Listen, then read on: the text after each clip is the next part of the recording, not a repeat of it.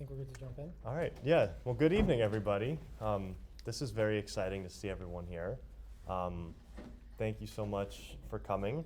We're very excited to be teaching this semester, starting up the first semester of the Software Engineering Bootcamp.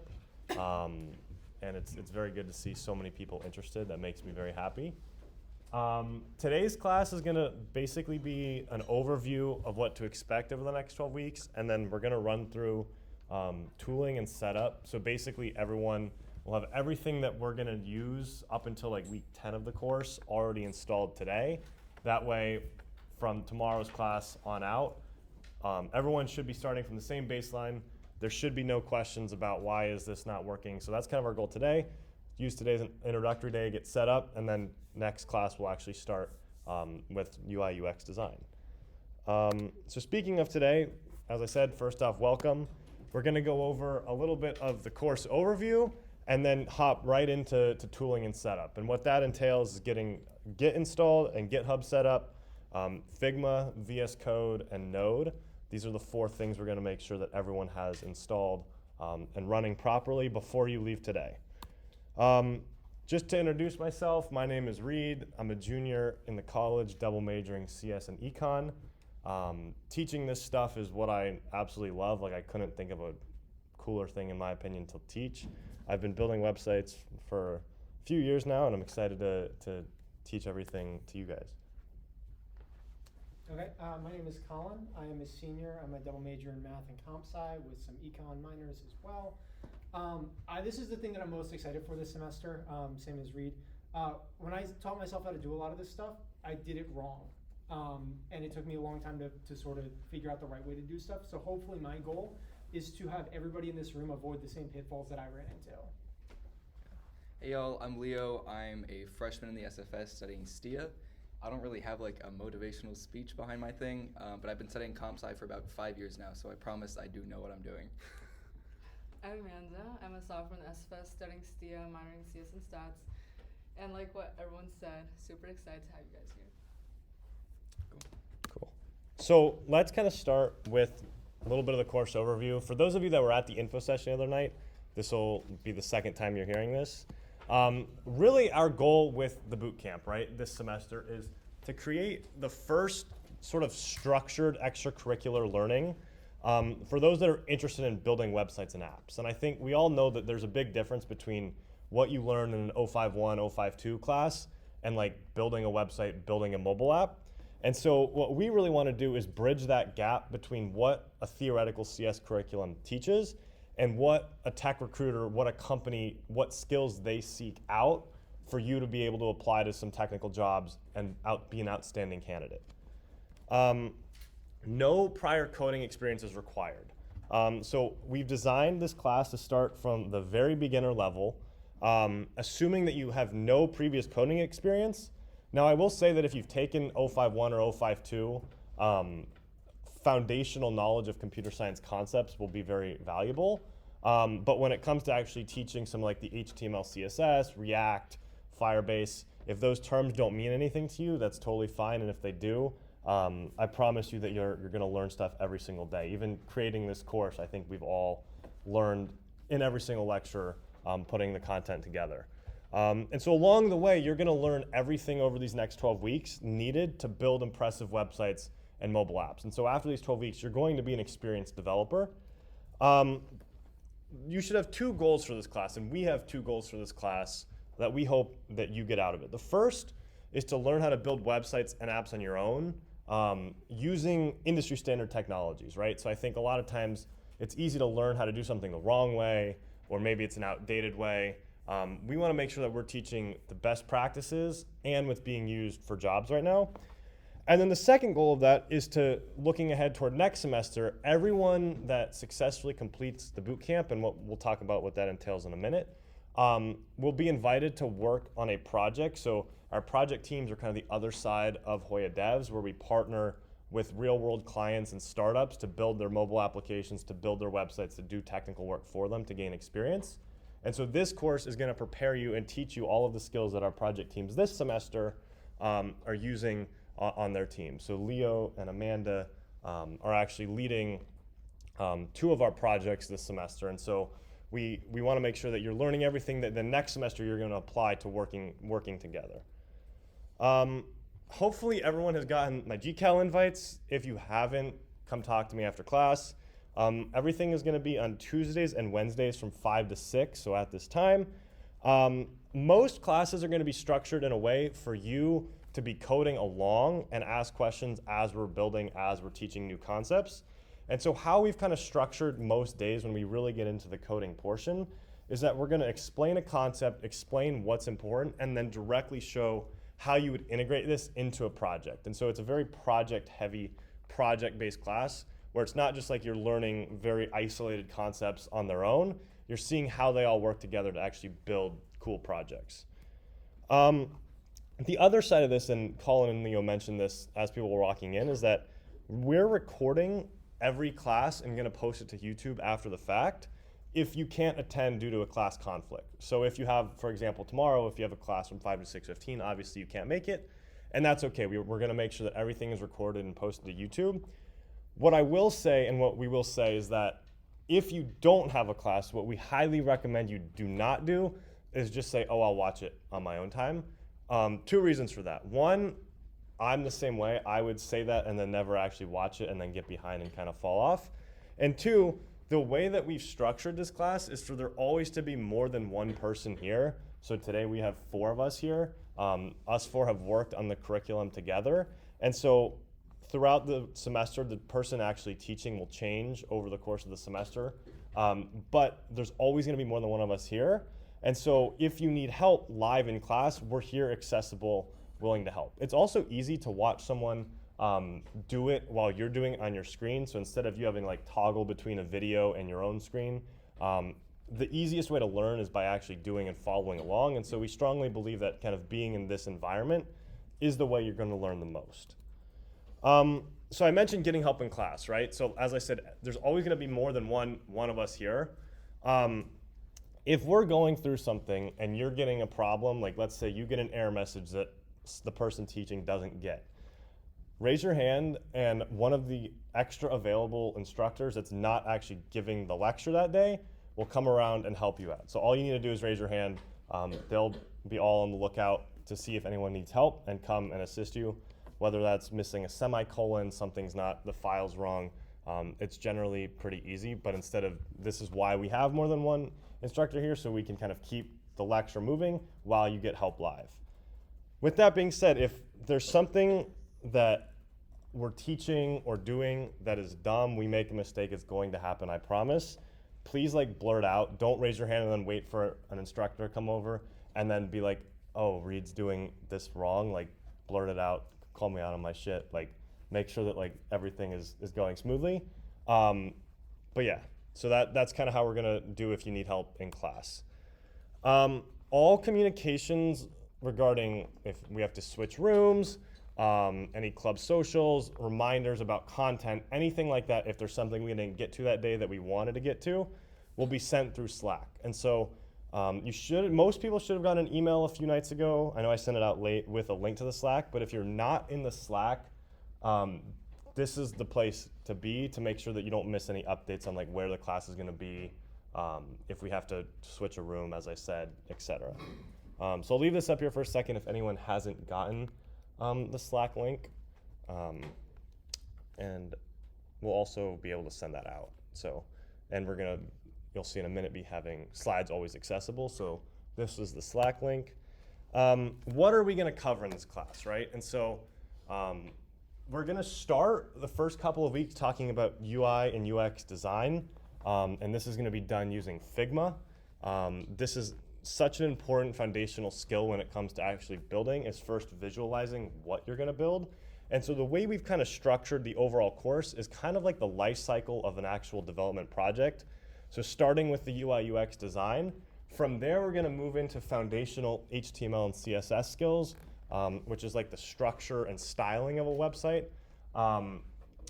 From there, we're gonna transition into TypeScript. If anyone's heard of JavaScript, TypeScript is a more modern version of JavaScript.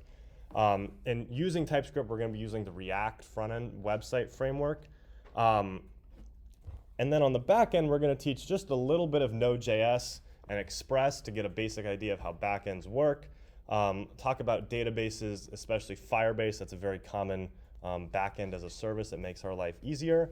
And then lastly, the last couple of weeks of the course are going to be focused on React Native, which is how it's a popular way to develop mobile applications, and it's nice if you've already had a React background. And throughout all this, we're going to be learning Git and GitHub. So if anyone's in advanced programming or has taken advanced programming, it's like briefly touched. We're not going to get into like the theoretical side of Git and GitHub. It's going to be more the applied side. This is what lets you work on a project with other people, keep track of changes of your code, and overall an essential skill to have when it comes to like, if you're ever in a technical interview, I've gotten like GitHub questions before, like Git questions. People want Git and GitHub experience. So if these terms mean something to you, that's great. If I just spoke a mouthful of like word jumble, great. We're gonna learn what all of this means along the way. I mentioned projects throughout the course. You're gonna be building 3 mini projects. And so these are gonna be where you kind of are following along. We're building them with you. You can tweak them, but it's basically you're gonna be guided all the way through step by step. And then you're gonna have 2 of your very own unique personal projects that you're gonna be building. The first is gonna be a personal website 4 weeks in. And so this is gonna be using all the UX, UI design skills, some HTML and CSS, and then Git and GitHub skills. So this is my personal website that we aren't gonna like rip it, but this is like to get an idea of what we're gonna be able to build. And then the second project is gonna be a capstone project at the very end of the semester. And so this is going to be the final project, incorporate everything you've learned over the past 10 to 11 weeks. We'll leave about 2 weeks at the end specifically designed to work on capstone projects. And so this is gonna be entirely unique to you. We will provide mentorship about what we think a good project is and the requirements. But these are just a few examples of like what a capstone project will entail. So you'll either be building a full stack mobile app or a full stack website. And by submitting and passing the capstone project is how you'll successfully complete the bootcamp. And so we're not gonna take like attendance at this, right? Because if people have conflicts, if you're sick, don't come in if you're sick, watch the video if you're sick. But this capstone project, and as well as the personal website project, will kind of be like the 2 submissions to make sure that you followed along with the course and are able to apply the concepts on your own. Is the capstone project going to be a solo project or in teams? We have not actually fully decided that yet, so I think there's going to be option to potentially get a taste of working with someone else on the capstone project. Yeah, that's to be determined still, I think. But I think it would be a valuable potential to learn how to actually collaborate with someone else on a development project. Okay, any questions about course logistics, course overview, anything? Great. Okay, now we're gonna get into the fun stuff. So how many people in here have like heard of Git and GitHub before? How many people have no idea what Git and GitHub are? Okay, so no one has no idea what Git and GitHub is. And if you don't, that's completely fine. So I feel like Git is one of those things that everybody has heard of, or almost like, if you've been in advanced programming, you've heard of Git. If you've like listened to like any kind of like CS talk, people always talk about Git, but no one really knows exactly what it is. So at the end of the day, Git is a version control system, and what that means is that it allows you to work on coding projects and track your changes, so what you're actually like what files you're changing, in an organized manner. And what it also lets you do is it lets you work collaboratively on code without messing up what others are working on. So if you imagine this as sort of like if everyone was trying to work on a Google Doc, but there were like 20 people in the same file, it would be very messy. And so it's kind of like a mediocre analogy I can give is kind of like Google Drive in the sense, or like working like on the collaborative with like a collaborative project with people. Its counterpart, so sorry, before I get to its counterpart, GitHub, we're gonna be doing some new, like, we'll be bolding keywords throughout presentations and making sure like terminology is noted, but when you hear about a Git repository, it's a very, like, a Git repo is what it's short for, and we'll be using that word a lot. All a repository is basically a folder containing code. And so it's a directory, and it doesn't only contain code. It can contain images, folders, any kind of file can be in a repository. But generally, different projects are organized by repos. And so, like, if you're building a website, all of the code and all of the resources will generally be in one single repository together. And so that's kind of how, it's an easy way to think of it as just like the top level directory of a project where all the files go. So the counterpart of Git is GitHub. And GitHub is where you actually, think about it as like cloud hosting for Git repos. And it also, GitHub, there's so many different components too. But it's also like you have a GitHub portfolio. You can like see what your friends are like coding and working on. And so it's kind of like a social media / cloud hosting for developers. And this is one of the most common ways to like show other people like what projects you're working on, as well as it's a very easy way to like, this is where the remote repositories are shared among people collaborating. So using some sort of cloud Git is how you actually work on projects with other people. GitHub just happens to be the most common one. If you've heard of like Bitbucket, that's another one. But the vast majority, GitHub is the way to go. And so I mentioned that all of these like slides and notes from classes will be available to everyone. How we've structured the class is that every lecture notes, code examples, relevant links, slides are all going to be available in a centralized class repository on GitHub. And so this is where you'll be able to go. It's completely public. You'll be able to go and look at every lecture, what we talked about, what the slides were, where's the recording link, what the notes are, and where the code samples are, to have everything in one place. So we're doing that, one, for simplicity, and two, to gain experience with kind of using GitHub and getting familiar with the interface. So if you don't have a GitHub account yet, if you go to github.com/join, this is where you'll create a GitHub account. I recommend using your personal email because after you graduate from Georgetown, you want to use your personal email. And so and then for everyone that has a GitHub account or is already logged in, once you log in, I am going to go ahead and send to the Slack channel this link. This is the link. When you click on it, you should see something that looks like this.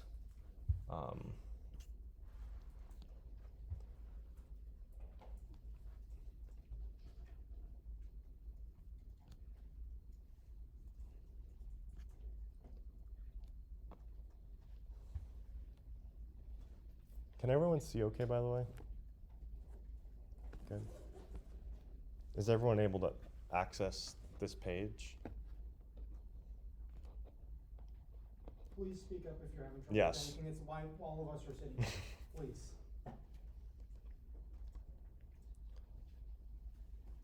Okay. So I'll do a really brief walkthrough of kind of how to navigate the repository. Like I said, all the repository is essentially like a top-level folder directory. And so the way we've organized this is that every class is numbered by week and day. So today we are in 1.1 Welcome and Setup. Tomorrow we'll be in 1.2 Intro to UX Design. And so this is how everything's going to be organized to actually find the class notes and the class slides for that day. And so if you click on the repository up here, you can star it to your account. So click on the star. This will make it easier to find when you first log in. So just click the star to make sure it's like kind of pinning it, so whenever you log into GitHub, it'll be there. And so as I mentioned, every class has a folder and they're numbered weekday. And so the other thing that you'll find is if you click into a specific folder, every class will have a notes.md file. MD, for those of you that don't know, stands for Markdown.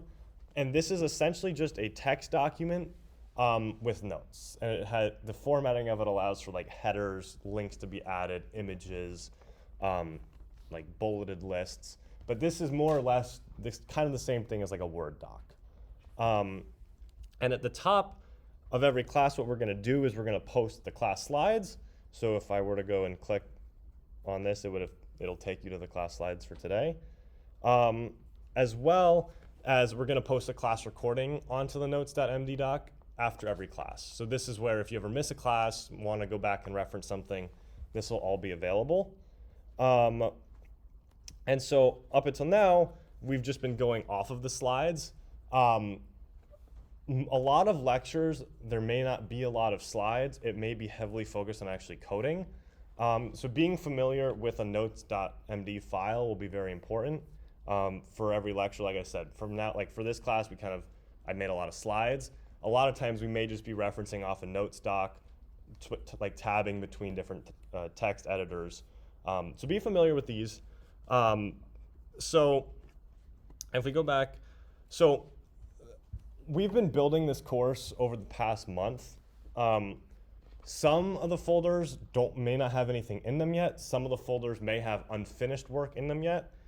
Just a tip, try not to look ahead in the repo. Like try not to like go and be like, oh, like I want to get ahead for the class on like tomorrow's lecture. Because a lot of times we'll be tweaking things the days leading up to the class. And it's also, like I said, it's very much designed to kind of follow along. And so if you go and try and like learn everything before the class, you may be confused about why we did something.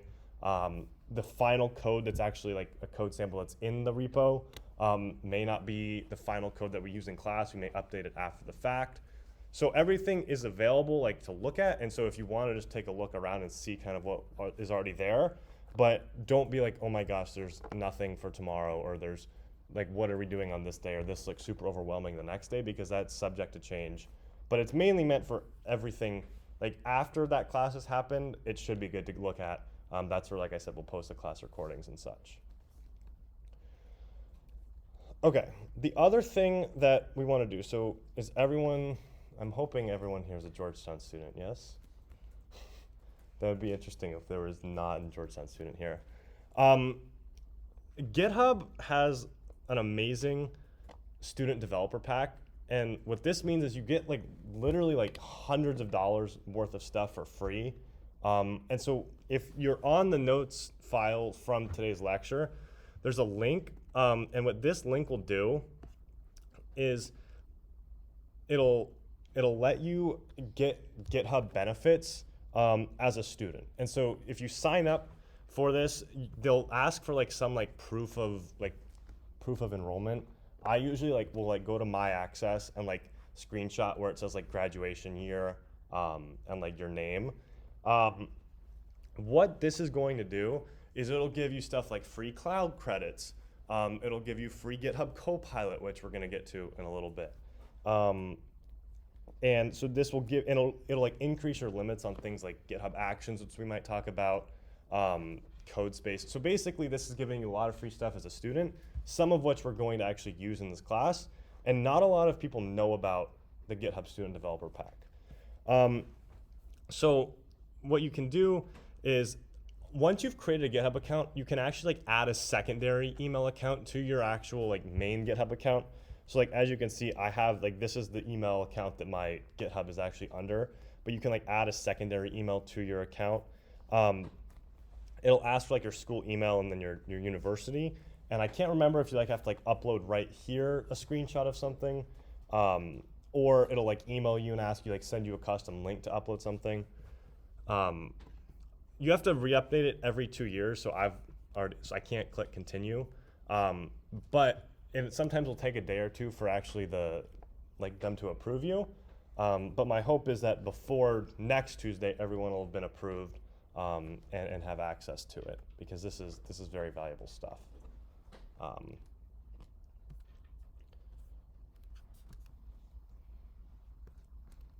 Okay.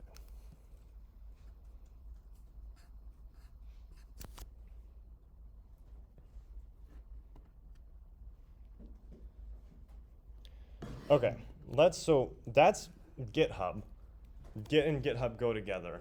Now what we need to do is actually install Git. So if you do me a favor and if you type, so open a terminal window. Has everyone, this is no shame at all, like please be honest. Has everyone like somewhat used the terminal before, or is there any like, who in here has never like touched the terminal? Okay, that is completely fine. So all the terminal is if you type on a Mac, you search for terminal. On Windows, you search for command prompt. It lets you run commands on your computer that don't have like a user interface associated. It's like a normal program. It opens up a window in your computer. This is essentially letting you run commands and do things without a user interface just by typing different commands. And so this is what a command window looks like, or a terminal window looks like. And if you type git-v, if it says the Git version, that means you have Git installed. If it says command not found, this means you do not have Git installed. So if everyone runs this command, what I can do is make this bigger too. How many people have Git installed already? How many people do not have Git installed already? Okay, good, good. So in the course repo, there's two different setup instructions. There's for Windows and for Mac. If you run this on Mac and you type git -- version, it should pop up an Xcode command line tool window asking, like, do you want to proceed on the installation? Is there anyone on Mac that just ran this and can verify that?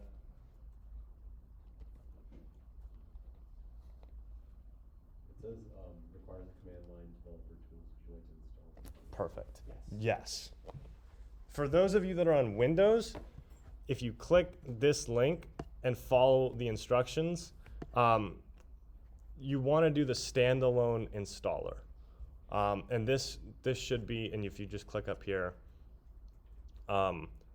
this should be how you can install Git on Windows. And it should be like a little interact. Leo, correct me if I'm wrong, but like the click next and just click the defaults. You just like keep clicking next. Okay.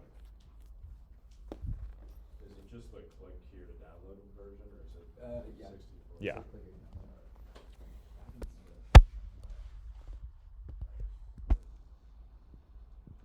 I feel like something we need to add for lectures is like waiting music, you know, like when it's like something. It's not just. It should be a little like flag or button that people should push to track someone locally enrolled or something down. Like a little like ding. Like a little service button. Yeah.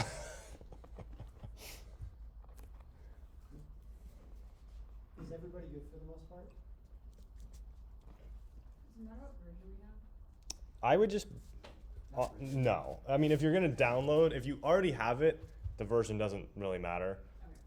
If you're gonna download it, why not download the latest one? But I think 2.43, I'm at 2.39. It doesn't really matter.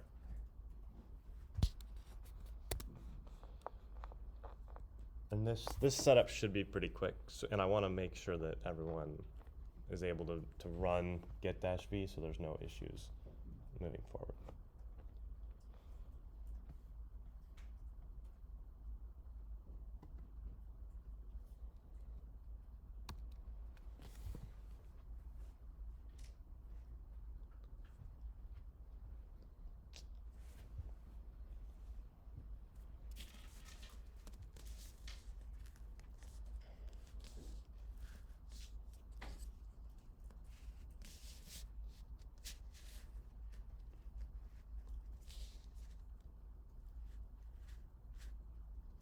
I'm not sure. You might have to restart on Windows. I don't think you do.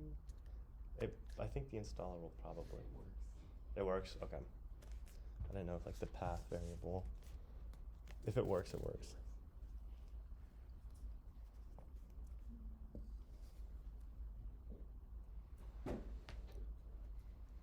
Has anyone been able to successfully install it just now? Or is it still running? Okay.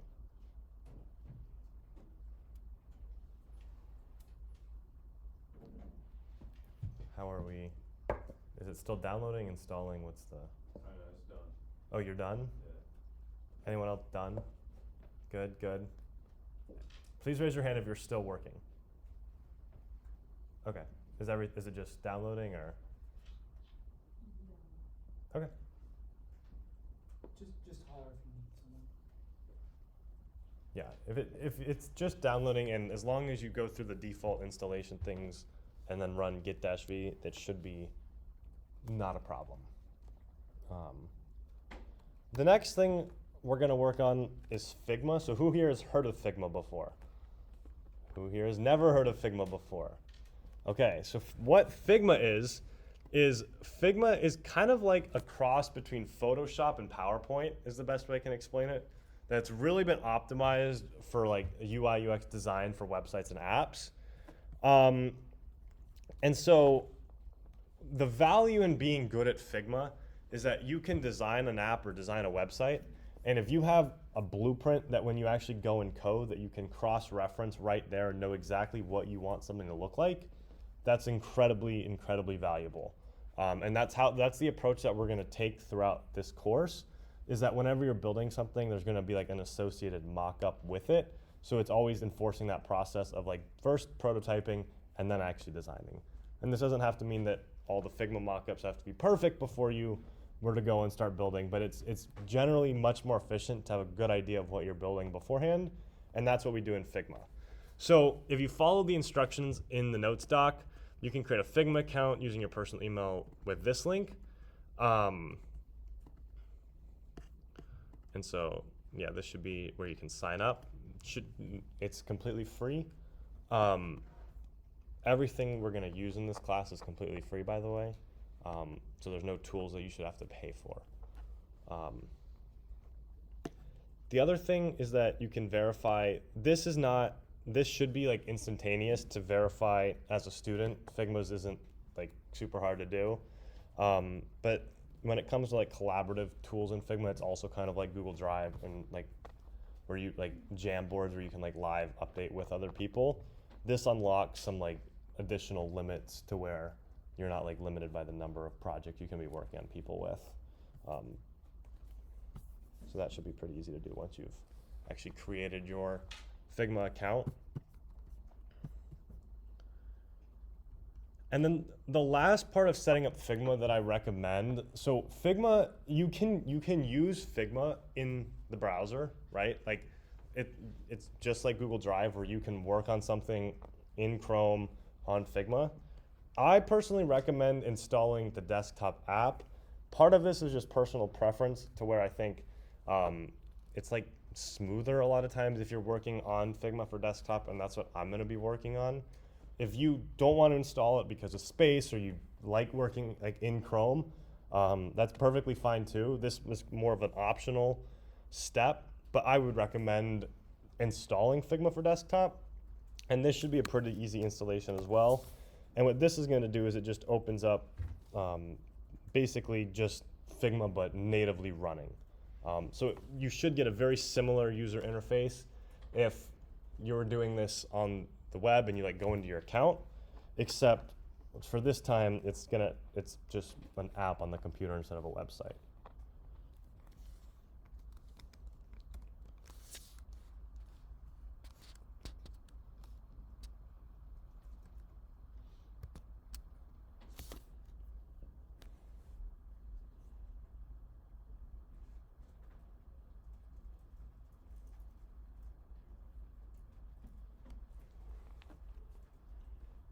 Okay.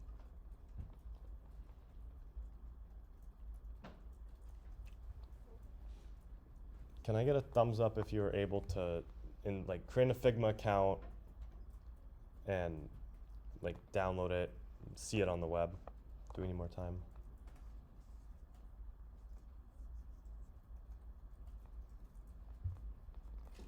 I know that a lot of times like setting up tools is not the most fun thing to do.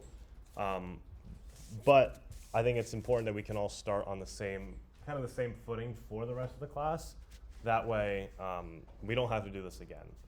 And so we can start tomorrow just hopping right into things without worrying about, oh, install this tool and install this tool. Okay, I'm gonna move on. If you need help with something Figma related, please raise your hand. One of our, It's asking for a file of a class schedule to upload when you for GitHub. Figma. Is anybody please upload a copy of the class schedule? Like, is there? Oh, maybe they did make it. I was gonna say, I didn't have to do it. Yeah, I would just take a screenshot of my access and then. It just worked for me, it's super straightforward. It's weird. Maybe, yeah, who knows? Did you use your Georgetown email or your For the account, yeah. my personal, but it should, because I added it. Oh, yeah, I don't know. If it asks you for something, I usually just screenshot something from my access, but other than that, it should be no problems. Okay, let's move on to VS Code. So VS Code is one of those things where it's kind of just like grown over the past 5 years to become like the industry standard when it comes to like text editors you work in. Like some people will have a different personal choice, like Xcode, like I don't know what other, like I know like Sublime Visual Text. Studio, some people use. Some people use Visual Studio, which is like a heavier weight version of VS Code. Some people use Eclipse, but I feel like people that use Eclipse I don't understand because I hate Eclipse. For a while, like Sublime Text was popular. That's what like I first ever started using. But VS Code is like the industry standard, like the gold standard. Like people use VS Code. And so this, once again, should be a very straightforward installation process.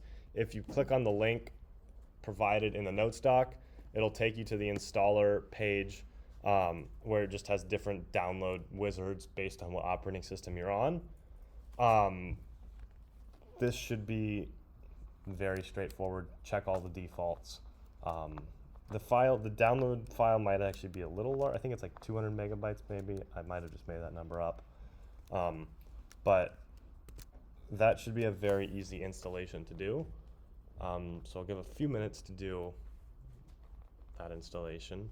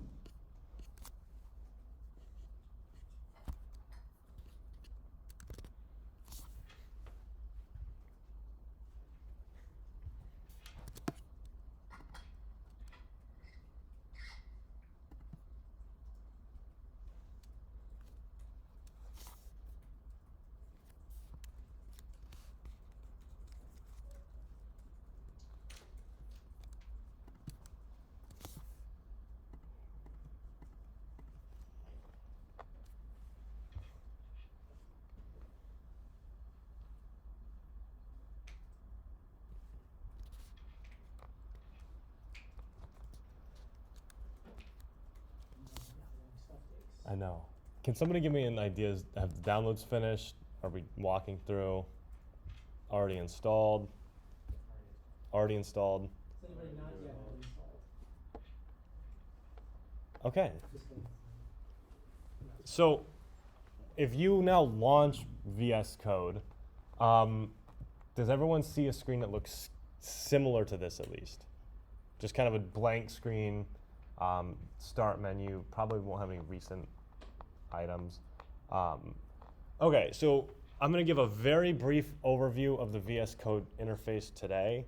When we actually start doing coding in a week from today, a week from tomorrow, we'll actually do a more in-depth walkthrough of like these are all of the tabs you need to know and everything like that. But these icons on the left here, these are like the different like sections of VS Code. The most common one is called the Explorer section. And so this is basically the traditional file directory where it'll show you all of the files that you're working on. Something that you can do we'll get more into this when we talk about Git and GitHub, is you can like clone a repository from GitHub and actually see the file structure here. We're not going to do that today, but this is where all your files will show up. So for example, you can open any folder in Visual Studio Code.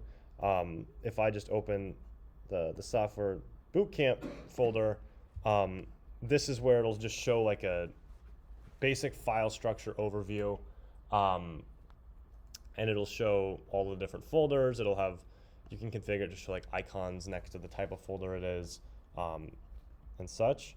Search lets you basically, it's like a powerful find. So if I want to find like Hoya developers, it would show me where this is in the file system, like in the folder that's currently loaded into. A lot of times this is very useful to use when you're like trying to debug an error or like trying to search for the name of a function. Do you guys see source control? Does that show up? Yeah? Okay, so this, the nice thing about VS Code is there's a lot of built-in Git integrations. Not gonna cover this today, but we may in the future. It'll show different files that have been changed. It'll instead of having to type commands, you can a lot of times click buttons to do stuff with Git in VS Code. Run and debug, we aren't gonna really touch. Remote Explorer, we're not gonna touch. Extensions is what I do wanna touch. And so in the notes, I've listed 4 what I think are like very useful VS Code plugins. The first is called Prettier. And so I should back up for a second. The whole idea of extensions is that VS Code is a very like fundamental platform, like very polished and basic. It's lightweight, which means it doesn't take up a lot of space on your computer. The whole philosophy behind VS Code is that you add different things that you need when it comes to development. So instead of having a massive like 10 gigabyte program that's super complex, you start out with standard VS Code, and then if you need extra plugins or you want additional extensions, that's when you install them. And so these are the 4 that we're going to kind of make use of in this class. The first, as I mentioned, is called Prettier. And so you can just search at the top, and it should be this one that comes up. And so what Prettier is that every time you save a file, it auto formats it. And so what that means is like if the spacing is weird or your brackets are weird, it'll auto format it. And what this does is that when you're working on a team together, if everyone has Prettier installed and configured the same way, everyone's code will be exactly the same when it comes to the formatting, and this just makes it seamless to work across teams. So it's important that everyone installs Prettier, and it honestly makes life so much easier when it comes to not having to worry about like properly indenting code, even if like in JavaScript indentation doesn't matter like it does in Python. But just to make clean and readable code, this is very helpful.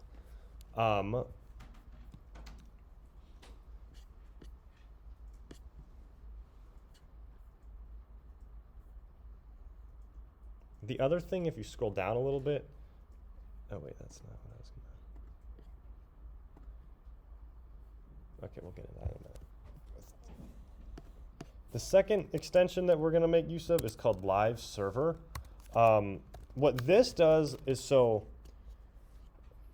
when we're going to be coding in like pure HTML and CSS, we're gonna wanna see changes refreshed as we're coding, right? Like you don't wanna like recompile, or you don't want to have to like do anything. You just want to like be able to save the file and then see what it looks like now. This is what lets you do that. And so this is a very easy one, but very powerful. Next is GitHub Copilot. Who has heard of GitHub Copilot? Who has never heard of GitHub Copilot? Okay, so GitHub Copilot single-handedly might be my favorite computer program to ever exist. I'm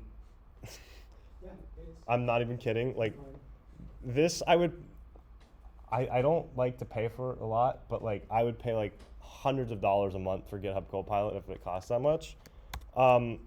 What Copilot is it's an AI autocomplete by GitHub. And so this is why you need to get the education discount on GitHub, because you get this for free as a student.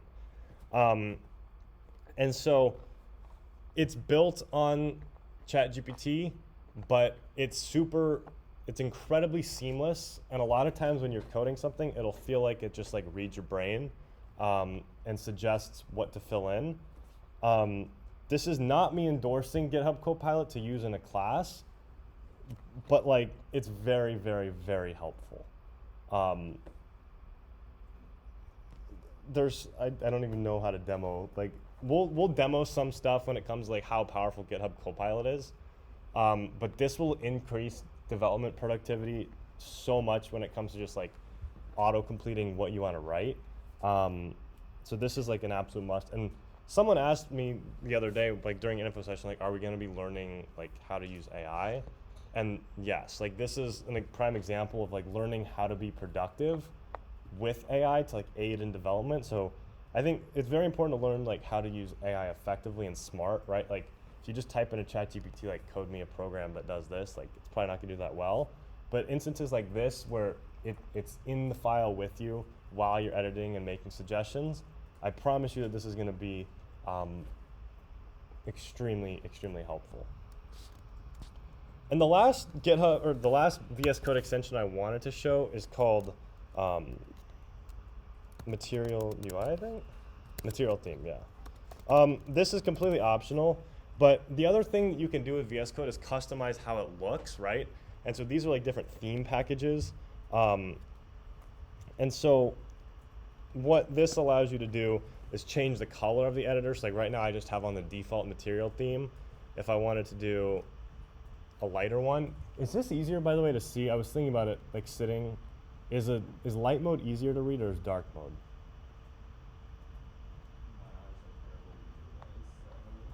Does anyone have a strong preference if one is easier to read? Okay. Anyways, I just wanted to show this because if you don't want to have to like, if you want to follow along exactly, this is the theme that I like and generally use. And what this lets you do is it lets you like change different colors of text, lets you change the background. So it's very much customizable. And so you can play around and find all different kinds of like VS Code plugins that are available, and there's so many different things out there, but those are the 4 that I kind of wanted to walk through for now. The last thing for setup today is something called NodeJS. What Node is so JavaScript as a language was written to be run in the browser, so it provides like animation on different websites. And 7 or 8 years ago, people realized that if you take the runtime environment that was like in a browser and actually pull that out of the browser, it can be really good at running code as a standalone thing. And so what's happened in the past 10 years is that JavaScript is now used, and this is what Node is, it can be used as like a server-side language. And so instead of only running in the browser, now you can like build servers using JavaScript. You can build backends using JavaScript. And we need Node to be able to work with React later on in this course, as well as build Node backends. And so to install Node, you should just be able, it's very similar to VS Code. Click the link that I provided, do the LTS version. LTS stands for lifetime support. What this means is it's very stable. It's not gonna you're not gonna run into errors. It's not gonna break. And then just choose the appropriate installer for your operating system. And if you click download, it should download. Once again, this should be a very simple installation wizard. And from there, you should be able to just check all of the default boxes. Node might need a reload, like a restart of the computer. I'm not 100% sure. But the way that you will know if you've installed Node or not is similar to Git. If you type node-v, it should spit out a version. If it says command not found, it means that it's not installed properly. Is the version on this Mac, you know? No. If it's above 18, it should be fine. And the other interesting thing is once you have Node, you can change the version of Node with Node. So it's like, yeah.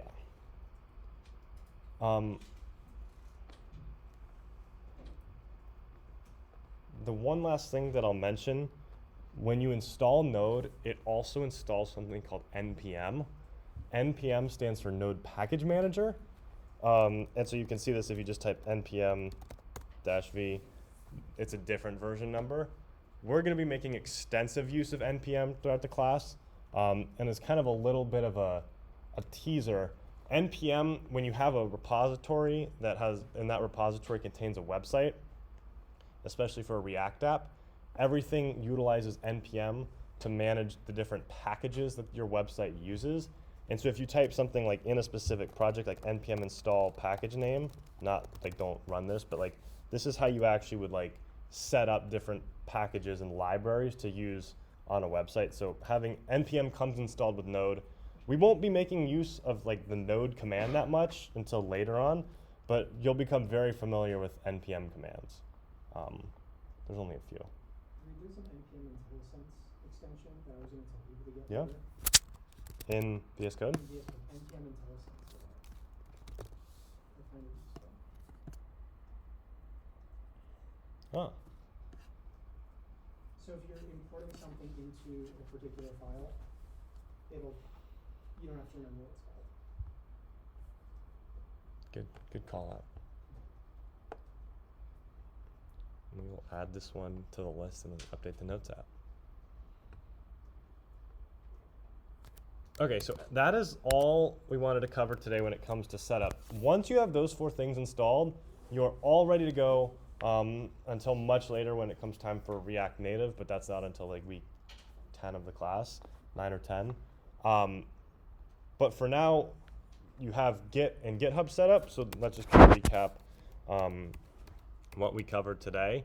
So we overviewed the bootcamp, we set up GitHub and installed Git, so everyone should have a GitHub account and have Git installed on their laptop. You set up an account for Figma and installed it onto your laptop, as well as installing VS Code. So we talked about what VS Code is. We set up a few very helpful VS Code plugins. And then lastly, you should have Node installed to where if you type node-v, it all works as expected. So that's everything for today. Tomorrow, we're going to start with Intro to UX Design. I'll be teaching again tomorrow. This is one of my favorite things to teach about. And so we'll be making use of Figma tomorrow.